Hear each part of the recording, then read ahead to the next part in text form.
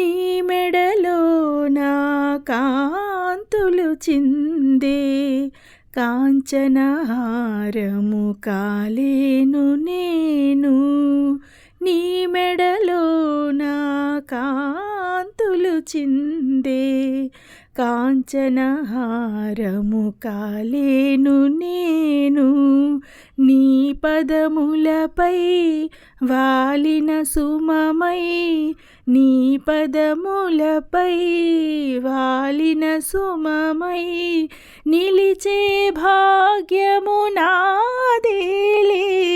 నీవేరా నా మదిలో దేవా, తిరుమల వాస ఓ శ్రీనివాస, నీ పదదాసిని నేనేలే.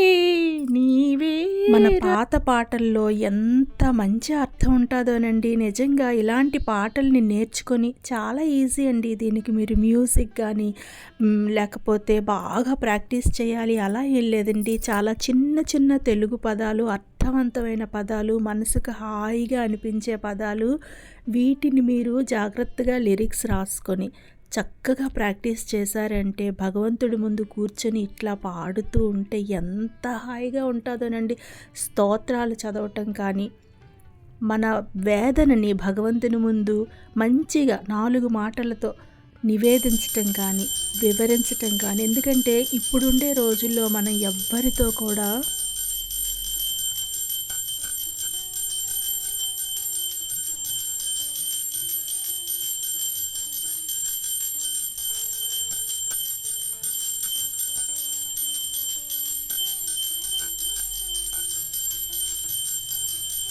షేర్ చేసుకోవడానికి కూడా, అంటే మనకి బాధలున్నా కూడా ఎవ్వరితో షేర్ చేసుకోవడానికి లేని కాలం అండి కలికాలం. సో కంపల్సరీ భగవంతునికి ప్రతిరోజు కూడా దీపం పెట్టడం అనేది మన దైనందిన కార్యక్రమాల్లో ఫస్ట్ చేయాల్సిన పని అండి. అంటే ఇంట్లో పనులు ఉంటే ఎలా అవుతాయంటే ఆ పనులు చేశాకైనా మీ రోజులో మిగిలిన పనులన్నీ ఎలా అవుతాయో దీపం పెట్టేది కూడా అంతే ప్రయారిటీ తీసుకోవాలండి. నార్మల్గా అయితే పటాలు అవి పెట్టుకుంటాము. నేను కూడా అలానే పెట్టుకున్నాను కొన్ని సంవత్సరాలు. ఒక 3 years బ్యాక్ నుంచి మాత్రం కొంచెం మార్చుకున్నానండి. ఒకటి బ్రాస్ ఐడల్స్ కొనుక్కున్నాను. ఎందుకంటే ఇట్లా పూజ చేసేటప్పుడు చాలా హ్యాపీగా అనిపిస్తుందండి. నాకు బ్రాస్ ఐటమ్స్ బ్రాస్ చాలా చాలా చాలా ఇష్టము. మా ఇంట్లో ఏవీ లేవండి. అందుకనే నేను దేవుని ప్రతిమల్ని తీసుకొని చక్కగా పూజించుకోవచ్చని, దానికోసమే దేవుని మందిరం కోసమే పాత మందిరాన్ని తీసేసి చక్కగా చెక్కలతో ఇట్లా స్టెప్పర్ అది కట్టించుకొని దానికి పెయింటింగ్ వేసుకొని, ముగ్గులు వేసుకొని, ఇట్లా ప్రమిదలు, లైటింగ్స్ ఇవన్నీ కూడా సెట్ చేసుకొని ఎంతో అరేంజ్ చేసుకున్నానండి. ఈ వర్క్ కూడా నేను ఇంతకుముందు వీడియోస్ చూపించాను. ఎవరికైనా ఇంట్రెస్ట్ ఉంటే పాత వీడియోస్ చూడండి. దేవుని మందిరాన్ని కూడా చాలా ఓపికగా ఫస్ట్ పాడైపోయింది, నాకు నచ్చినట్లు రాలేదు. సో మళ్ళీ దాన్ని తీసేసి వేరేగా కట్టించుకున్నాను అనమాట. అండ్ ఇదైతే మొన్నటి వీడియో అండి. క్లీనింగ్ సెక్షన్ అయింది చెప్పాను కదా. సో మొత్తం ప్రతిభలన్నీ కూడా తీసేసి పండక్కి ఏది ఎలా ఉన్నా దేవుని మందిరం క్లీన్ అయిపోయింది అంటే చాలా పెద్ద ప్రహసనం వదిలేసినట్లేనండి. రిమైనింగ్ ఇల్లంతా ఒక ఎత్తు, నాకు ఈ దేవుని దగ్గర శుభ్రం చేయడం అనేది ఒక ఎత్తు. అలా అనేసి ప్రతి నెల కూడా క్లీన్ చేస్తామండి. అమావాస్యకి చెయ్యొచ్చు, అమావాస్య రోజు చెయ్యొచ్చు, లేదంటే మనకి ఎలానో 5th డే ఉంటుంది కదండి, తప్పకుండా ఆ రోజు క్లీన్ చేసుకుంటే మళ్ళీ నెలంతా కూడా హాయిగా దీపం పెట్టుకోవచ్చండి. అండ్ ఇంకోటి ఏంటంటే దీపపు కుందులు అవి నా దగ్గర సెట్స్ ఉన్నాయి కాబట్టి అటు ఇటు మారుస్తూ ఉంటాను. దేవుని ప్రతిమలు అయితే మాత్రం నెలలో ఒకరోజు తప్పకుండా క్లీన్ చేస్తానండి. ఇక్కడైతే చాలా రోజులు అయిందండి. ఎప్పుడూ కూడా డెటాలు లేకపోతే పసుపు, సాల్ట్, వాటర్ కలిపింది, లేదంటే లైజాలు ఇట్లా పెట్టేసి కొద్దిగా క్లీన్ చేసేసేదాన్ని. నిన్న మాత్రం విమ్ లిక్విడ్ తీసుకొని మొత్తం షెల్ఫ్ అంతా కూడా 1కి 10 సార్లు తోమి రుద్ది శుభ్రంగా క్లీన్ చేసేసానండి. చేసేసిన తర్వాత మళ్ళీ పసుపు, ఉప్పు, వాటర్తో ఒక్కసారి తడిగుడ్డ పెట్టాను. అండ్ ఆ తర్వాత ప్రతిమలన్నింటినీ కూడా వంటగదిలోకి తెచ్చేసుకున్నానండి. వంటగదిలో ముందే వంటంతా కూడా ఫినిష్ చేసేసుకొని ఎక్కడొక్కడ అన్నీ కూడా పక్కకు తీసేసి షింక్ని కూడా శుభ్రంగా తోమేసి ఆ గట్టు ఖాళీ చేశాను కదండి, అది కూడా శుభ్రంగా తోమేసి అప్పుడు దేవుని ప్రతిమలన్నింటినీ కూడా టబ్లో పెట్టుకొని కొద్దిగా ఇక్కడికి తీసుకొని వచ్చాము. మా హెల్పర్ ఉన్నదండి నాకు సాయంగా. అలానే ఈ దండలు కూడా నేనే తయారు చేశానండి, కొన్ని ముత్యాలవి కొన్ని మామూలు పూసలవి అన్నమాట. ఈ దండలు చాలా ఈజీగా తయారు చేశానండి, కాకపోతే కొంచెం టైం పట్టింది కానీ సింపుల్గానే అయిపోయింది. ఆ దండలను కూడా ప్రతిసారి ఉతుకుతానండి. అండ్ ఇక్కడైతే చింతపండు ముందే నేను వేడి నీళ్ళలో నానబెట్టుకున్నాను. మనకి బ్రాస్ ఐడల్స్ క్లీన్ చేసేటప్పుడు రకరకాల మెథడ్స్ ఉన్నాయండి. ఒకటి నిమ్మకాయతోటి, 2 నిమ్మకాయ ఉప్పుతోటి, నెక్స్ట్ చింతపండుతోటి, అలానే నిమ్మ ఉప్పుతోటి, అలానే సబీనా, నెక్స్ట్ అదేంటది పీతాంబరి, ఇట్లా చాలా చెప్తూ ఉంటాం కదా. నేను అవన్నీ కూడా ట్రై చేశానండి. పీతాంబరితో తోమాను, సబీనాతో తోమాను, విమ్ లిక్విడ్ వేసి చింతపండు పులుసు వేసి తోమాను, అలానే టబ్లో వేడి నీళ్ళలో ప్రతిమలన్నింటినీ కూడా ఉంచి చింతపండు మగ్గు వేసి అట్లా తోమాను. కానీ ఈ మెథడ్లో తోమేటప్పుడు మాత్రం నాకు చాలా ఈజీగా అనిపించిందండి. కొంచెం టైం పట్టింది, కాకపోతే ఇది డీప్ క్లీనింగ్ అనమాట. ఎప్పుడూ కూడా చేసే క్లీనింగ్లో కొద్దిగా అటు ఇటు అవ్వటము, లేదంటే ఎక్కడో దగ్గర ఇప్పుడు నిమ్మప్పుతో క్లీన్ చేసామనుకోండి, దాని తాలూకా రెసిడ్యూ ఏమైనా ఉండిపోతే అది ఇమీడియట్గా బ్లాక్ అయిపోతూ ఉండేది. అంటే శుభ్రం చేసిన ఒక 1 వీక్లోనే మళ్ళీ మనకి ప్రతిమలు కొంచెం తొందరగా ఇదవ్వటము, నలుపు నాకు కనిపించిందండి. బట్ ఈసారి చింతపండుతో చేసినప్పుడు మాత్రం ఎందుకు ఇలా అంటున్నానంటే, ఈసారి కంప్లీట్గా అన్ని విగ్రహాలు కూడా చింతపండు మగ్గు,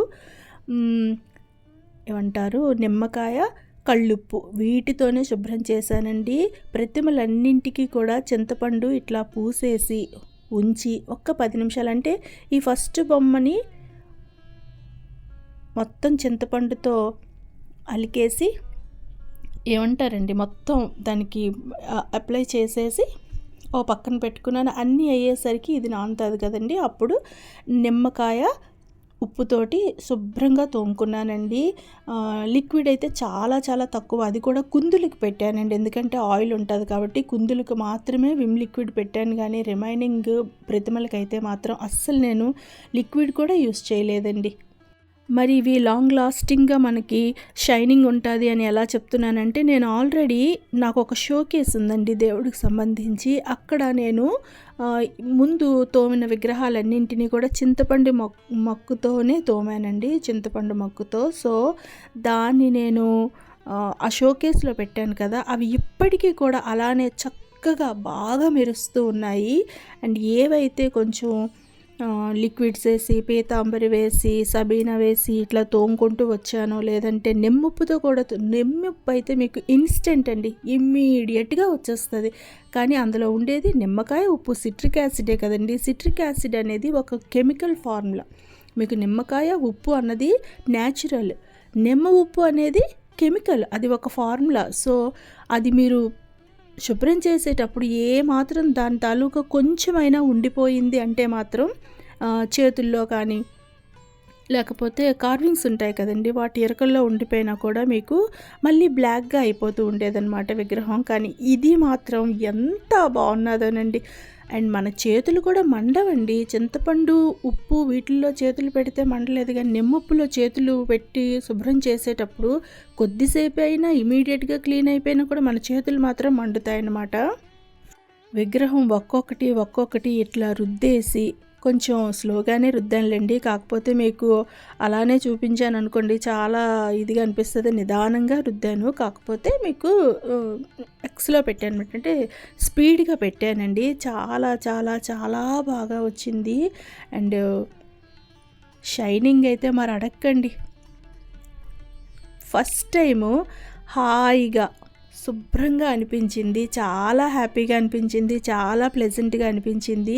పాపం ప్రతిసారి నాకు ఈ విషయం తెలియక మా ఫ్రెండ్ని రమ్మంటాం, తన్ని ఇబ్బంది పెట్టడం, ఆ తర్వాత కొంచెం గాబరా అయ్యేదండి. ఈసారి మాత్రం నేనే ఇలా క్లీన్ చేసుకునేసరికి నాకు ఎంత హాయిగా అనిపించిందో. అండ్ మా హెల్పరు స్నానం చేసుకొని వచ్చిందండి, తను కూడా ఇవి క్లీన్ చేయడంలో అటు నుంచి ఇటు నుంచి అటు మోయడంలో నాకు బాగా హెల్ప్ చేసింది. ఇక్కడ మీకు చూపించాలని అభ్యంగన స్నానం అనుకోండి, ఎంత బాగా వచ్చాయోనండి ప్రతిమలు. నేనైతే మాత్రం అట్లా విగ్రహాలను శుభ్రం చేసేటప్పుడు బాగా హ్యాపీ అయిపోయిందండి నా మనసుకు మాత్రం. ఫస్ట్ టైం ఇంకా మీకు నేను కెమెరాలో సరిగా చూపించలేకపోతున్నానేమో అనిపిస్తుంది. బయటైతే మాత్రం ఎంత అందంగా వచ్చాయో ఈ విగ్రహాలు. లక్కీగా వంట ముందే చేసేసుకున్నాం కాబట్టి సరిపోయింది కానివ్వండి, లేకపోతే మాత్రం అసలు ఇక్కడ మరి ఇంకా షింక్ కానీ ఇక్కడ కానీ అసలు ఏమీ వాడటానికే లేదు, అలా అయిపోయింది. చాలా ఎక్కువ టైమే పట్టిందండి. కాకపోతే ఈ మధ్యకాలంలో గబగబగా టబ్బుల్లో ముంచేయడము, టబ్బుల్లోంచి శుభ్రంగా తీసి బయట పెట్టేయడము, ఆ తర్వాత దేవుని దగ్గర పెట్టేయడము, ఇదంతా కూడా చేయడం ఇమీడియట్గా మళ్ళీ అలానే అనిపించేది. మధ్య మధ్యలో ఏదైనా విగ్రహం కొంచెం షైనింగ్ తక్కువ అనిపిస్తే చింతపండుతో తోట ఇలా చేశాను. అది మీకు చూపించలేదులేండి. కాకపోతే ఈసారి మాత్రం ఇంకా విగ్రహాలు ఒకసారే ముట్టుకోవాలని చెప్పేసి చక్కగా చింతపండు, నిమ్మకాయ, ఉప్పు, కళ్ళుప్పు చాలా బాగా వచ్చాయండి.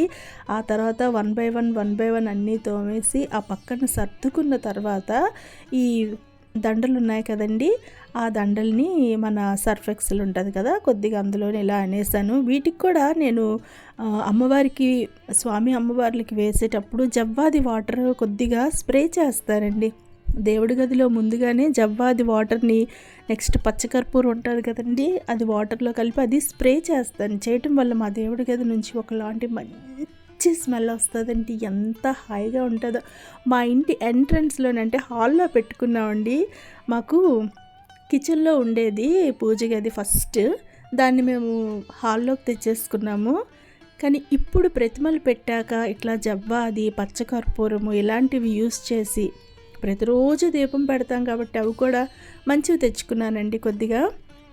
అంటే మనకి రకరకాల ఊదొత్తులు ఇవన్నీ వాడుతున్నప్పుడు కొన్ని న్యాచురల్వి తెలుస్తాయి. ఇప్పుడు జవ్వాదిలో రకాలు ఉన్నాయి, పచ్చకర్పూరం ఉంటుంది, అలానే వట్టివేళ్ళు దొరుకుతాయి. నెక్స్ట్ కొన్ని లక్ష్మీదేవికి అవసరమయ్యే సుగంధ ద్రవ్యాలని చెప్పి ఇస్తారండి. అలాంటివన్నీ కూడా నేను వాటర్లో కలిపి స్ప్రే చేస్తూ ఉన్నానన్నమాట. దానివల్ల మా ఇంట్లోకి ఎంటర్ అయ్యేసరికి చాలా మంచి స్మెల్ వస్తుంది. అండ్ ఇక్కడైతే ఒక పెన్ను 60 రూపీస్ అండి ఇది. ఈ పెన్నుని తీసుకొని వచ్చి ఇక్కడ ఖాళీగా ఉంది కదా, దాని మీద ముగ్గులేయడానికి చాలా పాటలు పడ్డాను. ఎందుకంటే ఆ పెన్లోంచి పెయింట్ రాలేదు బాబు, ఒకంతటి రాలేదు, వచ్చిన సన్నంగా వచ్చింది. నాకు తెలియక గబుక్కుని తీసేసుకున్నాను అనమాట. 1కి 10 సార్లు రుద్దాను.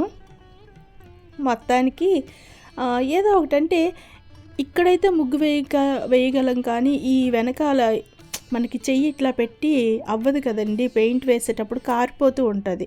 ఇట్లా నేల మీద ఎలాగైతే మాత్రం వేసేయచ్చు, కానీ ఎదురుగా ఉండే దాని మీద వేసినా కిందకి కారిపోతూ ఉంటుంది అనమాట.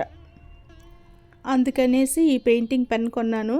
సరే ఖాళీగా ఉండేదానికంటే కూడా ఏదో ఒక ముగ్గు అక్కడ ఉంటుంది కదా అని చెప్పేసి ఇలా ముగ్గులు వేసుకున్నాను అనమాట. ముగ్గులు వేసుకొని ప్రతిమలన్నీ కూడా కడిగేసిన తర్వాత అక్కడ ఆరబెట్టినప్పుడే శుభ్రంగా క్లాత్తో తుడిచేసానండి. మళ్ళీ మరకల్లా ఉండిపోయినా కూడా బ్రాస్ ఐడల్స్ మీద కనిపిస్తుందండి.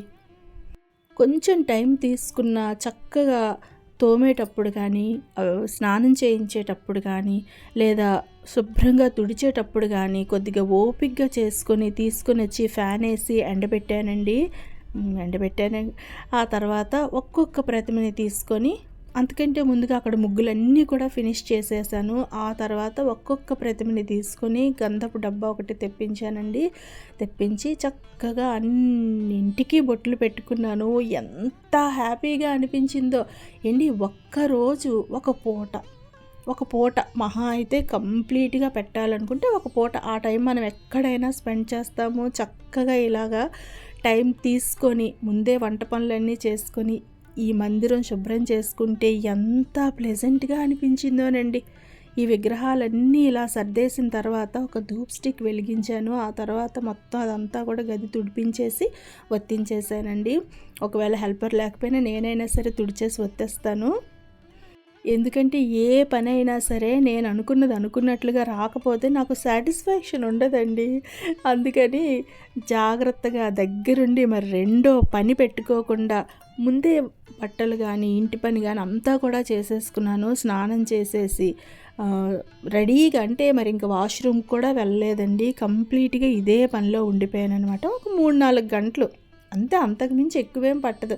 చక్కగా మనకు నచ్చిన పాత సినిమా పెట్టుకోవచ్చు, పాత పాటలు పెట్టుకోవచ్చు, ఏదో ఒకటి పెట్టుకొని అది అయిపోయింది అనుకోండి. ఆ తర్వాత ప్లెజెంట్గా అనిపిస్తుందండి. ప్రతిరోజు పూజ చేసుకోవడానికి దేవుని మందిరం ఇంత అందంగా కానీ డెకరేట్ చేసుకున్నాం అనుకోండి, ఒక్కసారి నెల రోజులు. అండ్ ఇప్పుడంతా కూడా పండగలే కదండి, పెద్ద పండగ టైం కాబట్టి ఇంకా హ్యాపీ అన్నమాట. అమ్మవార్లందరినీ ఒకే దగ్గరికి చేర్చాను. ఆ తర్వాత సిద్ధి బుద్ధి వినాయకుడు, అన్నపూర్ణాదేవి, హనుమాను, శివయ్య, నెక్స్ట్ సుబ్రహ్మణ్య స్వామి, వల్లి దేవసేన సమేత సుబ్రహ్మణ్య స్వామి, వీళ్ళందరినీ కూడా మొత్తం ఏమంటారండి ఫ్యామిలీస్ అందరినీ కూడా ఒకే దగ్గర పెట్టాను. శివ పరివారము, రామ పరివారము, శ్రీదేవి భూదేవి స్వామివారు, నెక్స్ట్ కృష్ణయ్య, ఈమె ఎవరమ్మా పేరు గోదాదేవి అండి, వీళ్ళందరినీ కూడా ఒక దగ్గరే పెట్టాను. అలానే ఈ అమ్మవార్ల ముగ్గురిని ఒక దగ్గర పెట్టాను. ఆ తర్వాత మేడ మీదకి వెళ్ళాను. ఇది మరుసటి రోజు అండి. ముందు రోజు శుభ్రంగా అన్నీ సర్దేసుకున్న తర్వాత ప్రశాంతంగా పడుకున్నానండి. అండ్ ఆ మరుసటి రోజు తెల్లవారుజామునే నిద్ర లేచిపోయి మేడ మీదకి వెళ్ళి పువ్వులు, తులసమ్మ అన్నీ తెచ్చేసుకొని చక్కగా ఇట్లా సర్దేసుకొని పూజ చేసుకుంటే ఎంత హాయిగా అనిపించిందో అండి. నేను ఈ ప్రతిమల కోసమే ప్రత్యేకించి పూల మొక్కలు కూడా చాలా పెంచుకున్నానండి.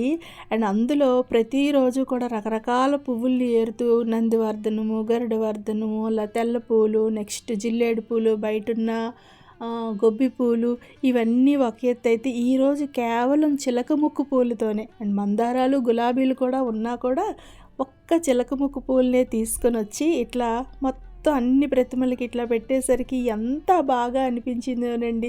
ఒక్కొక్క విగ్రహానికి ఒక్కొక్క పువ్వు చొప్పున పెట్టినా కూడా కలకల్లాడిపోయారండి. అండ్ మధ్యలో తులసమ్మని పెట్టేసరికి ఇంకా బాగా అనిపించింది.